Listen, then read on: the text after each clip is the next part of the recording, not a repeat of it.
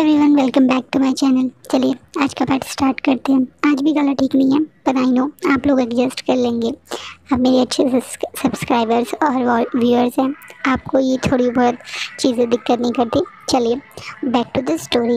Last part में हमने देखा था कि किस तरीके से विंग मतलब मिमी वांगजी को भड़का रही है मोशवानी के खिलाफ, पर उसे ये नहीं पता कि वो तो सोच रही है कि वो वांगजी को भड़का रही है, लेकिन असलियत में तो उसकी बातें वांगजी के मन में लड्डू फोड़ रही हैं। कहते ना, मन में लड्डू फूटा टाइप, वो चल रहा है। अब आगे मिमी जब देखती है कि उसके इतने बोलने के बाद भी वांगजी के फेस पे कोई गुस्से वाला एक्सप्रेशन नहीं है, बल्कि एज यूजुअल वही कोल्ड फेस है जो वो हमेशा कैरी करते हैं, तो वो सोचती है कि वो और वांगजी को भड़काए। वो बोलना शुरू कर देती है, तुम्हें पता है वो पूरी तरह से पागल हो गया। मोशवानू कैसी पागलों वाली बातें कर रहा है, तुम्हें पता है? वो कह रहा था कि वो उसे अल्फा के साथ ही अपनी पूरी लाइफ स्पेंड करेगा। वो उस अल्फा के साथ फैमिली बनाने की बातें कर रहा है। वो कह रहा था कि वो एक अल्फा के साथ एक हैप्पी फैमिली बनाएगा। वो उस अल्फा की बेबीज़ कैरी करेगा, उन दोनों के बेबीज़ के साथ वो अल्फा और अपने बेबीज़ के साथ टाइम स्पेंड करने की बात कर रहा है। तुम्हारे होते हुए, अपने हस्बैंड के होते हुए वो किसी उस अल्फा के साथ अपनी बेबीज़ की प्लान कर रहा है। तुम्हें नहीं लगता कि अब तुम्हें उस मोशवानी को डिवोर्स दे देना चाहिए? तुम्हें नहीं लगता कि वो तुम्हारा नाम कैरी करेगा, हस्बैंड बन के तुम्हारे घूमेगा और उस अल्फा की बेबीज़ कैरी करेगा? उससे तुम्हारी फैमिली पे इमेज नहीं कितनी ख़राब होगी। तुम्हें उसे तुरंत डिवोर्स दे देना चाहिए। मिमी अपने आप को तो सही प्रूफ करते हुए और एक तरीके से इस सजेशन देते हुए बोलती है। अब तक वांगजी जो मन में खुश हो रहा था, और ये सुन के कि विंग अब उसके साथ बेबीज़ भी प्लान कर रहा है, जो एक बार को इतना खुश हो गया था कि पूरे 7वें आसमान पे पहुंच गया था। जब वो डिवोर्स वाली बात सुनता है तो उसका चेहरा उतना ही डार्क हो जाता है, इतना डार्क हो जाता है कि एक बार को मिमी भी थोड़ा सा घबरा जाती है। वांगजी के फेस पे वही डार्क एक्सप्रेशन देख के मिमी ऊपर से थोड़ा घबराया हुआ फील कर रही है, लेकिन मन में तो बहुत खुश है। वो सोच रही है कि उसने अपना काम कर दिया। अब वांगजी की दोबारा से अपने वही इवल रूप में आ गया, और अब वो मोशवानू की अकल ठिकाने लगा देगा। इसमें उसे ये नहीं पता कि ये डार्क एक्सप्रेशन मिमी की वजह से यही है। मिमी के मुंह से डिवोर्स का नाम सुन के वांगजी के ये चेहरे पे ये डार्क एक्सप्रेशन है। वो तुरंत बोलता है, मुझे मोशवानू के साथ क्या करना है ये मैं खुद हैंडल करूँगा, तुम्हें परेशान होने की कोई ज़रूरत नहीं है। और दूसरी बात, मोशवानू मेरा हस्बैंड है, तो मेरे अलावा तुम्हें लगता है कि कोई और अल्फा उसके आसपास आ सकता है? अचानक से मिमी के चेहरे के एक्सप्रेशन पूरे बदल जाते हैं। अब वो समझ नहीं पाती है, फिर भी वो थोड़ा सा घबराते हुए अपने आप को ये यकीन दिलाते हैं कि वो गलत सोच रही है। कंफर्म करने के लिए पूछती है, तुम कहना क्या चाहते हो? मैं ये कहना चाहता हूँ कि वो अल्फा जिसने मोशवानी को मार्क किया है वो कोई और नहीं, मैं हूँ।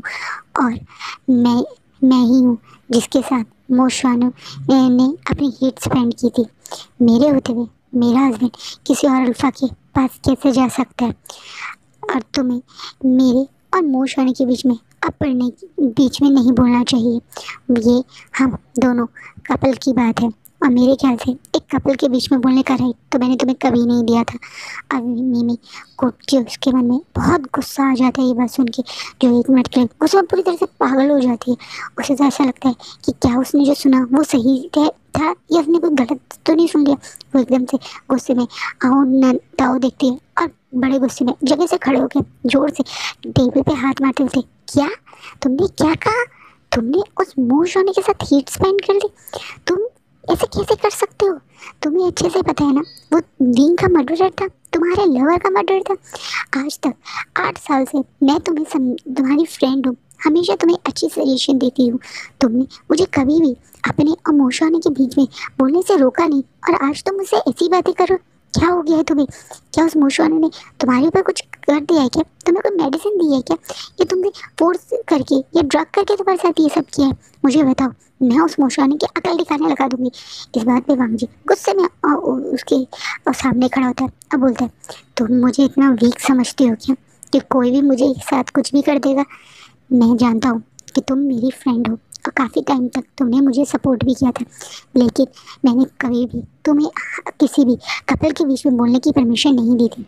आज तक तुम जो भी बोलती थी अपने भाई के लिए बोलती थी, और मैंने उस मारे तुम्हें कभी रोका नहीं। लेकिन अब हम दोनों की बेडरूम की बातें तुम इस तरीके से आके मुझसे डिस्कस कर रही हो, तुम्हें लगता है क्या ये तुम सही कर रहे हो? तुम इस टाइप से कब बातें करने लगी? तुम्हारा स्टैंडर्ड तो ये नहीं था।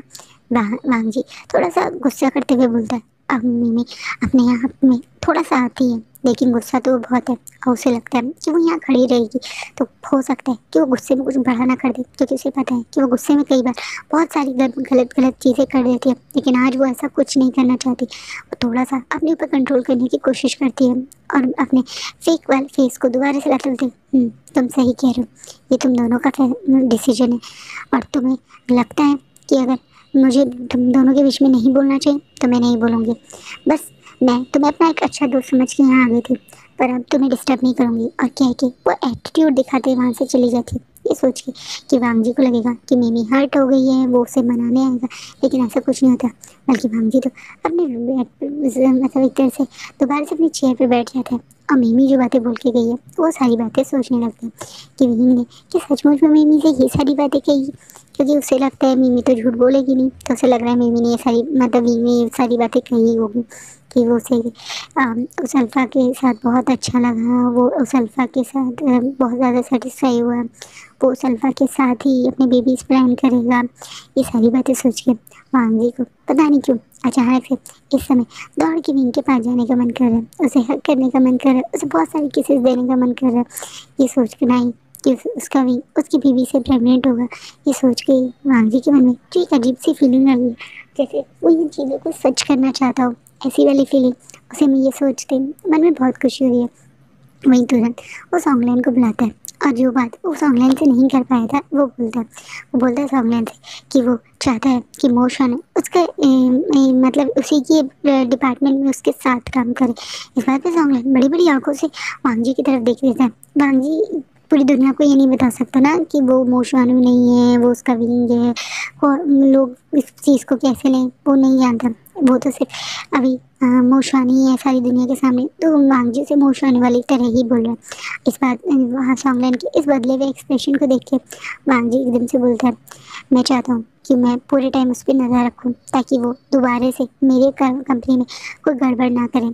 इसलिए अब वो मेरे ही कैबिन में रहेगा, उस सामने तुम्हारे टेबल के साइड में उसकी एक टेबल लगा दो। अब वो तुम्हारा असिस्टेंट बन के मेरी लाइन कॉपरेशन में जॉब करेगा, तो मुझे धीरे धीरे से काम भी सिखाते रहना। अब एकदम से सॉन्गलैन ये सुन के थोड़ा शौक होता है, लेकिन मन में खुशी होती है कि उस पर इतना सारा काम है, चलो उसे कोई हेल्प करने वाला आ ही गया। क्या हुआ, वो मोशानु हुआ तो उसे मोशानु की अब जैसा मोशानु रहता है ये जैसी हरकतें करता है, उसे मोशानु से कोई थ्रेटन या उस पर कोई गुस्सा नहीं आता, तो इसी कारण वो मोशानु के आने से नॉर्मल है और वो एग्री कर जाता है। वहीं दूसरी तरफ जब मिमी वापस अपने कैबिन में आती तो वो तो गुस्से में पूरी तरह से पागल हो गई है। उसे समझ नहीं आया ये क्या हुआ। वहीं वहाँ मोशानु और लांग वांग जी ने एक दूसरे के साथ नाइट स्पेंड की। उसने ही वांग वांग जी ने ही वो मतलब मोशानु को मार किया था। क्या मोशानु ने लांग वांग जी को अपने कब्जे में ले लिया? ऐसा नहीं हो सकता, ऐसा बिल्कुल नहीं हो सकता। उसने इतनी मेहनत करी थी, उसने ये सब कुछ सिर्फ लांग जी को हासिल करने के लिए तो किया था।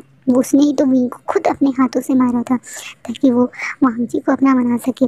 बचपन से लेकर आता वो वांग जी के पीछे पूरी ऑब्सेस थी, पागल थी।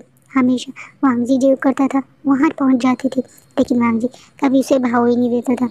वांग जी की तब तो पूरी दुनिया सिर्फ विंग ही थी। विंग के सराउंडिंग में होने के बाद वो कभी किसी और की तरफ उसकी नज़र ही नहीं पड़ती थी। उसे कभी महसूस ही नहीं हुआ कि किस तरीके से मिमी उसका अटेंशन ग्रैब करने की कोशिश करती है।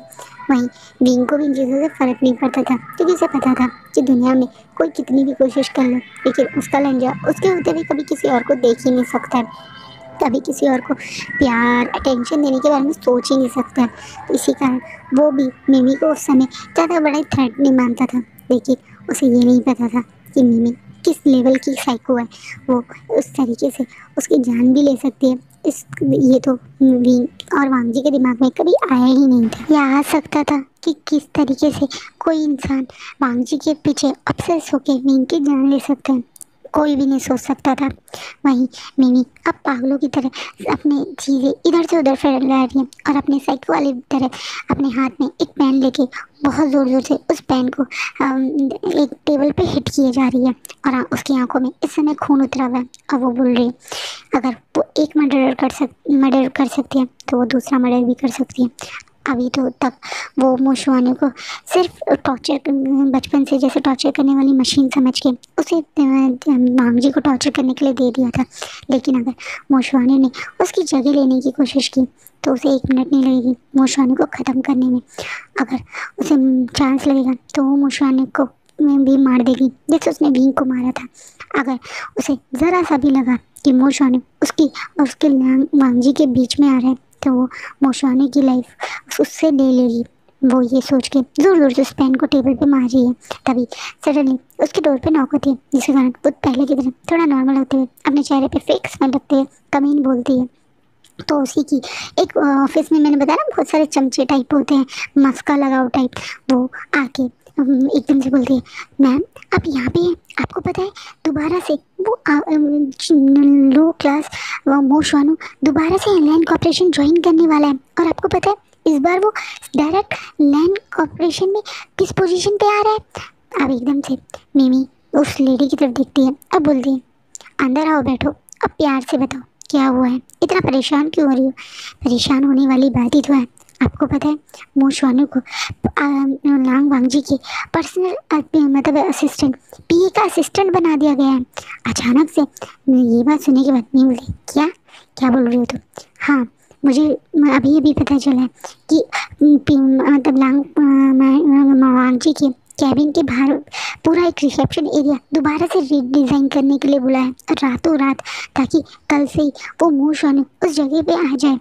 वो आपके सॉन्गलैंड का असिस्टेंट बन के आने वाला है। इस बात पे अब मिमी जो पहले से बहुत गुस्सा थी वो गुस्से में उस पेन को टेबल पे जोर से मारती है, जिससे वो लेडी बहुत ज़्यादा काँप जाती है। अब मिमी उसकी तरफ देखती है और बोलती है, तुम जाओ मैं देख लूँगी। और जैसे वो लेडी मिमी के साइको रूप को थोड़ा सा भी फील करती है वो वहाँ से भाग जाती है। अब मिमी गुस्से में अपने फ़ोन से मतलब अपने पॉकेट से फ़ोन निकालती है और अपने फादर को फ़ोन करती है। उसके फादर उसे घर आने के लिए बोलते हैं। अचानक से मिमी वहाँ से भाग जाती है घर, और घर आके पहले पागलों की तरह पहले सारी चीज़ें तोड़ती है, फिर एक बिना बात है एक सर्वेंट को पूरी तरह से पीटने लगती है। वो इतनी पागल हो गई है कि लोहे की वो होता है गोल्फ स्टिक, उससे ही उस सर्वेंट को पीट रही है, जिससे वो सर्वेंट बहुत बुरी तरह से घायल हो गया। ऑलमोस्ट थोड़ी देर में अगर आए और मिमी उसे मारेगी तो मर ही जाएगा। इसी कारण दौड़ के मोशवानू के फादर, सॉरी मोशवानू के नहीं, मिमी के फादर मास्टर मो और उसकी वाइफ आके मिमी को रोकती है और बोलती है, क्या हुआ, क्या किया इसने। इस बात पे बाकी सर्वेंट जो मिमी की रूप को अच्छे से जानते हैं वो तुरंत उसे लेके वहाँ से चले जाते हैं, जो बेचारा घायल सर्वेंट है। अब मास्टर मो बोलना शुरू करते हैं, क्या हो गया है मेरी प्रिंसेस को, क्या हो गया मेरी प्यारी सी डॉल को जो इस तरीके से चीज़ें कर रही है। बताओ मुझे किसने मेरी डॉल को अपसेट किया। मेरे बच्चे को अपसेट करने वाले को मैं अपने हाथ से पनिशमेंट दूंगा, उसे परेशान होने की ज़रूरत नहीं। ये बात बोलने के बाद मास्टर को बड़े प्यार से मिमी को एक तरीके से गले से लगा लेते हैं, जैसे मिमी ने कोई गलती करी नहीं। बिना बात के उस सर्वेंट को वो जान लेने वाली थी, वो मास्टर मो की नज़रों में कोई गलती है ही नहीं। कभी कभी उसकी मदर यानी मिमी की मदर को भी लगता है कि कब मास्टर मो उसकी इस तरीके से चीज़ों में साथ देके उसे बिगाड़ रहे हैं, लेकिन वो भी अपनी बेटी का अधिकतर सपोर्ट ही करती है, इसलिए वो भी अभी कुछ नहीं कह रही है। अब मिमी अपने फादर के सामने रोने लगती है और बोलती है, फादर आपको पता है वो मोशवानू वो कितना ज़्यादा अपनी हद से बाहर निकल रहा है। उसने मेरे लांग वांगजी के साथ, उसने मेरे वांगजी के साथ अब नाइट स्पेंड की और खुद को मार्क भी करवा लिया। मुझे अच्छे से पता है ये सब उसने वांगजी को ड्रग करके ही करा होगा, वरना मैं आपको लगता है लांग वांगजी मेरे सामने, मेरी ब्यूटी के सामने उस मोशवानू को टच भी करता। ज़रूर उसने मुझसे ड्रग्स दिए होंगे और अब तो वो लैंड कॉर्पोरेशन में फिर से आ रहा है। वो क्या कर रहा है मैं उसे बर्दाश्त नहीं कर पा रही हूँ, मुझे ये बर्दाश्त नहीं हो पा रहा है। क्या कि मिमी रोने लगती है। अब मास्टर मो ये सुन के काफ़ी बड़े शौक में चले जाते हैं कि क्या मोशवानू को लांग वांगजी ने माफ़ कर दिया। वो उनके लिए भी ये बहुत बड़ा शौक था, लेकिन उन्हें भी लग रहा है उनकी बेटी की तरह कि पक्का ये ड्रग दे के करा है। तो वो एकदम से बोलते हैं, अगर उसने ऐसा किया ना तो तुम चिंता मत करो, मैं उसकी जान ले लूँगा। मेरी बेटी की जगह लेने की कोशिश कर रहा है, वो है कौन, वो क्या औकात है उसकी जो मेरी बच्ची से टक्कर लेगा। वो तो तुम्हारे नाखून के बराबर भी नहीं है, तुम चिंता मत करो। उसको अकल ठिकाने लगाने के लिए मैं कुछ ना कुछ सोचता हूँ। हाँ फादर अब उसकी ये हरकतें बहुत ज़्यादा बढ़ रही हैं, हमें कुछ बड़ा करना पड़ेगा, हमें कुछ ऐसा करना पड़ेगा कि उसे खुद लैन फैमिली धक्के नहीं मार के अपनी लाइफ से बाहर निकाल दे। वांग जी उसे कभी बाहर नहीं निकालेगा, क्योंकि वांग जी उससे बदला लेना चाह रहे हैं, उसे टॉर्चर करना चाह रहे हैं, और वहाँ बट मैं अब ये सब बर्दाश्त नहीं कर सकती हूँ। उसे टॉर्चर करना है तो करे, लेकिन अब उसे वांग मतलब मोशानु को वहाँ नहीं रहना है, उसे यहाँ लेके आइए, उसे मेरे घर में लाइए। मैं उसे अपने आप टॉर्चर करना चाहती हूँ। मैं उसे अब लैंड मैंशन में 1 मिनट भी नहीं देख सकती। आप कुछ कीजिए ना फादर, फादर कुछ कीजिए करके मिमी फिर रोने लगती है। वहीं मोशानु तो यहाँ लाने के पीछे मास्टर मो का खुद का भी एक प्लान है। उस दिन मास्टर मो के साथ जैसे विंग ने बिहेव किया, यही कह दो मोशानु ने बिहेव किया, उस चीज़ का गुस्सा मास्टर मो को भी है, तो वो भी चाहते हैं कि वो यहाँ पे मोशानु को लाएं और फिर ये दोनों मिलके उसे पहले की तरह खूब पीटें, खूब टॉर्चर करें। और वो इसी कारण खुद चाहता है कि अब वो मोशानु उस लैंड मैंशन में ना रहे। वहीं दूसरी तरफ विंग अपनी जगह से फ्री होके कैफे पे फ्री होके दोबारा से लोटस पेड़ में मतलब उस इन्वेस्टिगेशन कंपनी में जाता है, जहाँ पे जैन फैमिया से मिलते हैं और वहाँ जैन फैमिया के साथ घंटों तक बात करते हैं। जैन फैमिया से बताते हैं कि वो कोशिश तो कर रहे हैं, लेकिन जैसे किसी ने जानबूझ के सारे सबूत छुपा दिए थे, सिर्फ कुछ जो सबूत मोशानु के खिलाफ मिले हैं वो भी अब मुझे लग रहा है कि किसी ने प्लान किए थे, वो इतनी आसानी से सबूत मिल गए। मुझे तो इस चीज़ पे भी डाउट हो रहा है। वहीं जंचा भी थोड़े टाइम में जो उसे पता चलता विंग वहाँ है तो वो उससे मिलने आ गया और उसे बताता है कि उसे भी यही लग रहा है कि अब हमें किसी और तरीके से इन्वेस्टिगेशन करनी पड़ेगी। अगर वहाँ विंग की मर्डर की इन्वेस्टिगेशन करते रहेंगे तो सारे सबूत जो प्लान है तो यही कहेंगे कि वो मोशानु एक तरीके से मोशानु ने ही ये सब करा है। अब उसे और तरीके से करना पड़ेगा हमें। अब किसी तरीके से जिसने ये काम किया है उसके मुँह से या तो खुद ही एक इन्वेस्टिगेशन के दौरान या फिर खुद आके वो बंदा एक्सेप्ट कर ले, या वो लेडी जो अब तक बेहोश पड़ी हुई है क्विंशु की एक्सीडेंट की तरह बढ़ना पड़ेगा। इस बात पे विंग को भी ये बात सही लगती है। वो बोलता है जंचा से कि क्यों ना आप मेरी तरफ से एक केस फाइल कीजिए क्विंशु की एक्सीडेंट के लिए। अगर ये चीज़ इस तरीके से हम इन्वेस्टिगेशन करेंगे तो असली मर्डरर भी थोड़ा सा घबरा जाएगा, अगर उसका कि किंशु के मर्डर या एक्सीडेंट में लेना देना होगा, और तब हमें शायद कोई सबूत मिल जाए। ये तरीका सही रहेगा। ये लोग इस तरह से डिस्कस करते हैं। वहीं काफ़ी देर हो गई थी विंग को यहाँ आके, क्योंकि वो पहले कैफ़े गया, बहुत सारा टाइम वहाँ स्पेंड किया, फिर वहाँ से वो यहाँ आया, काफ़ी देर तक वो जैन फैमिली के साथ बैठा हुआ था, तो काफ़ी लेट हो गया था, ऑलमोस्ट रात ही होने वाली थी। इसलिए जंचा बोलता है कि वो खुद विंग को एक तरीके से लैंड मैंशन छोड़ देगा। विंग भी जंचा के साथ कंफर्टेबली लैंड मैंशन जाने के लिए निकल जाता है। जंचा और मतलब विंग एक दूसरे के साथ आराम से बैठे हुए हैं और पुरानी बातें कर रहे हैं। पुरानी बातें बोलो तो कि जैसे वो और मतलब जंचा एक दूसरे की टांग खींचना, एक दूसरे से एक दूसरे को परेशान करना, एक दूसरे को चिढ़ाना। विंग तो जंचा से बोल ही देता है कि वैसे तुम्हारे और शिचेंका के रिलेशनशिप का क्या हुआ, जिसपे वहाँ जंचा धड़ाम करके गाड़ी का ब्रेक लगा देता है। अब वो बिल्कुल लैंड मैंशन के बिल्कुल थोड़ी सी दूर पे ही थी जब ये गाड़ी के ब्रेक लगता है, और बड़ी बड़ी आंखों से और विंग की तरफ देखने लगता है। अब बोलता है तुम्हें कैसे पता, मैंने तो तुम्हें कभी ये चीज़ नहीं बताई थी। अभी बात हुई विंग के चेहरे पे कनिंग से स्माइल आ जाती है, क्योंकि इस वाले जंचा ने तो नहीं बताई थी, लेकिन जहाँ से वो आए वहाँ वाले जंचा के आंखों में तो विंग ने चीज़ ऑब्जर्व की थी।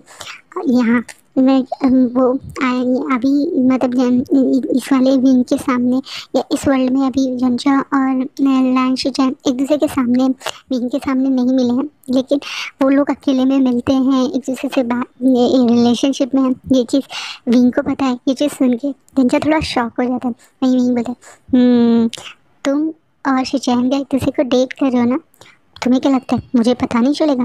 सिर्फ एक तुम ही हो जो एक सबसे फेमस ये पुलिस ऑफिसर बन के घूम रहे हो। मेरे भी जासूस हैं जो मैंने तुम्हारे पीछे लगा रखे हैं। इस बात पे जंजा बड़ी बड़ी आंखों से विंग की तरफ देखते हुए बोलते क्या तुमने सच में मेरे पीछे जासूस लगाए हुए, तुमने ऐसा क्यों किया? अचानक से विंग पेट पकड़ के जोर जोर से हंसने लगता है। अब बोलता है इसका मतलब मेरा जो कहा वो सही था, तुम कब तक ये बात छुपा सकते हो? तुम जैसा एंग्री बर्ड और मेरे इतने स्वीट से चैन का, हे भगवान, तुम लोग को एक साथ इमेजिन करके मेरे तो पेट में बटरफ्लाई उड़ रही है। ओ माय गॉड, ये क्या है भी, बहुत जोर जोर से हंसने लगता है। इस बार पे जंचा गुस्से में विंग को मतलब ये लोग कार से बाहर ही आ गए थे ऑलमोस्ट। गुस्से में विंग के आगे पीछे, कार के आगे पीछे घूमने लगते हैं। विंग कार के चारों तरफ घूमे जा रहा है और जंचा उसके पीछे। तुम रुक जाओ, तुम ऐसे कैसे मुझे एंग्री बर्ड बोल सकते हो? अब क्या प्रॉब्लम है मेरे और शिशान के कपल में? तुम ऐसे कैसे बोल सकते हो? कह के उसे भागने लगते हैं। वही विंग हंसते हंसते भाग रहे और दौड़ने लगा। उसे आइडिया ही नहीं है कि उसका ऐसे हंसना, आगे पीछे भागना और झंझा के साथ ऐसे क्वालिटी टाइम्स, मतलब एक अच्छा टाइम स्पेंड करते हुए देख कोई साइड में खड़ा हुआ है जिसका खून बहुत पुख रहा है। वहीं झंझा अब विंग को ऑलमोस्ट पीछे से पकड़ने ही वाला था कि तुरंत किसी और ने विंग को अपनी तरफ कस के खींच लिया और हग कर लिया। जिस बात से विंग भी काफ़ी शॉक हो जाता है क्योंकि उसका ध्यान उस तरफ नहीं था। वहीं झंझा भी काफ़ी शॉक हो जाता है सामने वाले का फेस देख के। अब विंग और झंझा उस पर्सन को देखते हैं तो देखते हैं सामने दलाओ वांग जी खड़े हैं, वो भी अपने पूरे गुस्से वाले एक्सप्रेशन के साथ, जिनमें आंखों में इतना गुस्सा है ना कि अभी झंझा को भी इन्हीं आंखों से गोली मार देंगे। झंझा भी वांग जी के इस गुस्से को देख के तुरंत बाय विंग कह के और अपने वहाँ से निकल जाता है। वांग जी के मतलब वांग जी को विंग में एक तरह से मुँह छुआने को झंझा का विंग बोलना भी बहुत बुरा लगता है। जैसे उसे मतलब उनसे पता चल गया है कि झंझा को पता है कि ये विंग ही है। इसी कारण अब झंझा के जाने के बाद विंग जो बिल्कुल नॉर्मल है, उसे पता ही नहीं कि उसने क्या अपने के लिए मुसीबत कर लिया। वो बड़े आराम से राम जी से थोड़ा हक करके दूर होता बोलते, झंझा तुम आज इतनी जल्दी आ गए, मुझे लगा तुम लेट आओगे। तुम्हें पता है झंझा ही मुझे यहाँ छोड़ने आया था। तुम्हें एक बहुत इंटरेस्टिंग बात बतानी है मुझे, खासकर झंझा के बारे में। लेकिन इससे पहले विंग कुछ बोलता, वांग जी तुरंत उसे अपनी तरफ खींच के पब्लिकली बहुत दूर दूर से किस करने लगता है, जिससे वहीं की आंखें बड़ी बड़ी खुल जाती हैं। अब वांग जी से थोड़ा सा दूर होता है, बोलता है झंझा तुम क्या कर रहे हो? हम मेंशन के अंदर नहीं बाहर है, तुम्हें नहीं लगता हमें यहाँ ऐसे नहीं करना चाहिए? अब वहीं की तरफ देखते हुए वांग जी बोलते हैं, मुझे तुम्हारे मुंह से किसी और के बारे में कुछ भी नहीं सुनना है, चलो अंदर, मदर वेट कर रही है। और ये बोल के वांग जी विंग का हाथ पकड़ के उसे अंदर ले जाने लगता है। विंग अभी कुछ नहीं समझ पा रहा कि आज उसके साथ क्या होने वाला है, लेकिन हाँ पर मैं अच्छे से समझता हूँ। और आज का फैन फिक्शन ही रुकता है। सॉरी गाइस, गला खराब है तो मैं बहुत लंबी लंबी वीडियो नहीं बना पा रही हूँ, थोड़ा सा बोलती हूँ गले में दर्द होना शुरू हो जाता है। अभी भी वीडियो जब रिकॉर्ड करने बैठी थी तो पूरा एक कप लेके चाय बैठी थी, और अब भी शायद दोबारा चाय पीनी पड़ेगी। प्लीज़ मेरी इन थ्रोट इन्फेक्शन के कारण वीडियोस में थोड़ी सी जो डिस्टर्बेंस हो रही है उसे इग्नोर कीजिएगा। और अगर मेरा फैन फिक्शन अच्छा लग रहा है तो प्लीज़ लाइक किया कीजिए। और हाँ, आप मेरे चैनल को आप जितना हो सके अपने दोस्तों के साथ शेयर कीजिए ताकि मेरे थोड़े बहुत सब्सक्राइबर बढ़ जाएं। बाकी आप सबका प्यार तो मेरे साथ है ही, कमेंट के थ्रू मुझे अपना प्यार जताते रहिए और लाइक ज़रूर किया कीजिए प्लीज़। Thank you.